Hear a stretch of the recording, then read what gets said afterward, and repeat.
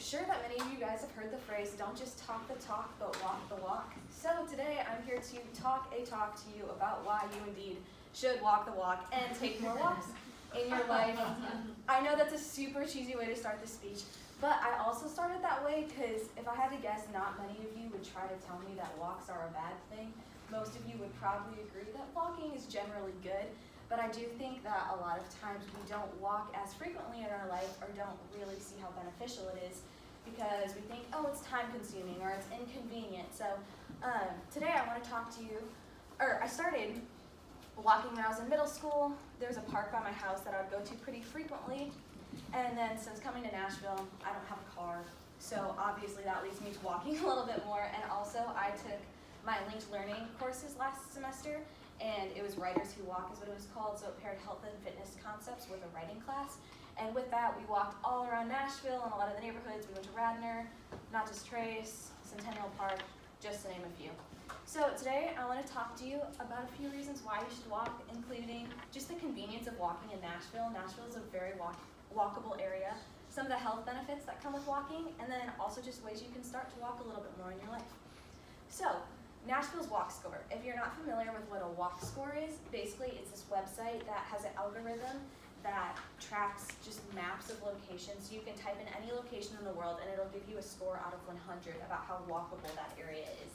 And so downtown Nashville is a 96 out of 100, which is extremely high. Basically that means you can get just about anywhere a typical person would need to go by walking there. And Belmont is a 72 out of 100, which is slightly lower, but still really, really impressive, especially considering that if I had to guess, most of your hometowns, more suburban areas, are in like the 30s is what their walk score is. At least that's what it was for my hometown.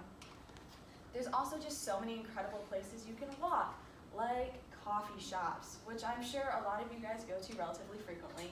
I'm sure most of you know Bongo is not far, nor is Fido, and then there's all of these other ones as well that are just within a short distance. This is the distance from Heron Hall because I'm an RA there, and that's why I looked up all the locations. But there's a ton that are just less than a mile away that are a 6-minute walk and 11-minute walk. So why not walk to your coffee instead? There's also a bunch of restaurants that are within walking distance. There's Mafiosa's, Pizza Place, there's a Pancake Pantry, and again, all of these other ones that are within walking distance. And also, when you walk to these places, you avoid traffic and parking, and nobody likes to pay for parking. So sometimes I know you can get somewhere faster by walking than trying to drive there. So it's just beneficial to walk there instead. Also, Nashville doesn't only have great places to walk to, but also to walk through. There's all sorts of parks and stuff. Radnor Lake, downtown, Centennial Park, Sevier Park, Not Just Trace Bridge, the Gulch, just to name a few. There's so many other places you can walk to. So I'm sure you're also wondering about the health benefits of going on walks. There's benefits physical, mental, and creative. When it comes to physical health benefits, there's all of these from cardiovascular function to reduced risk of heart disease to reduced body fat, and I'm sure there's a few different thoughts going through your mind. Either, oh, well, I have to walk a whole lot to reap these benefits, which honestly, if you just take small chunks of time throughout your day, you'd be surprised at how much walking adds up and how much your steps accumulate over time. So there's that, and two, these benefits may not seem super beneficial at the moment, but in the long run, they really do help as you get older. When it comes to mental health, I know this is something a lot of people have talked about, the benefits of, but it's been proven that walking improves self-perception and self-esteem. There's a better mood and sleep quality. It reduces stress, anxiety, fatigue, and 30% reduced risk of becoming depressed. It also helps people who already have depressive symptoms by increasing endorphins, etc. And this one might be a little bit different for you guys, but this is something we actually focused a lot in my linked learning course, was about how walking can help your creativity. So if I had to ask, how many of you guys are studying something creative in some sort of sense? Okay, exactly. If I had to guess, every hand would go up if I asked how many of you also participate in something creative. And so, walking and just physical movement in general has always been studied that there's always a link between cognitive and physical health. And then at a Stanford study, there was a group of students who walked for a while and a group that just sat, and then they were tested on their ability to create a narrative, to create other just creative things, and there was increased activity by 60% in those who walked before, and there was an even larger margin than that when that walking took place outside, and that's something too that I experienced in my class, which was really cool. So how can you get started? There are so many ways. I'm so glad you asked.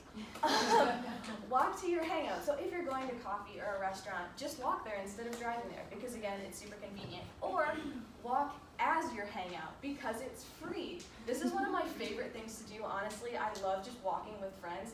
Also, it saves money. So if you're tired of like buying coffee for the third time that day, that week, just don't and go for a walk. Granted, it's cold outside right now, but that probably won't last super long here. Also, just leave with class 5 minutes early. Do an extra lap around the upperclassmen area, around the field in the middle, around North Lawn, wherever it might be. The lawn, that's what that's called. Just do the extra lap, because why not? It adds up. My brain died. It's fine. This is another one of my personal favorites, is to walk while on the phone. I call my parents a few times a week, and typically those end up being longer conversations personally, and so my options then are, I can call them while sitting somewhere, or I can call them while walking around. So why not reap all of these other benefits while I'm on the phone with them? I personally love doing that. Also, walk around Belmont's campus because it's beautiful. It's ranked number 14 on the most beautiful college campuses. I've seen people who come to Belmont just to walk around because it's so pretty.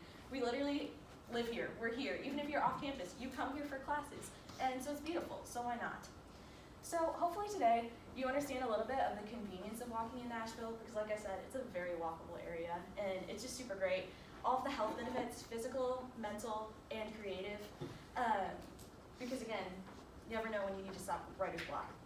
And also that there are so many different ways that you can start.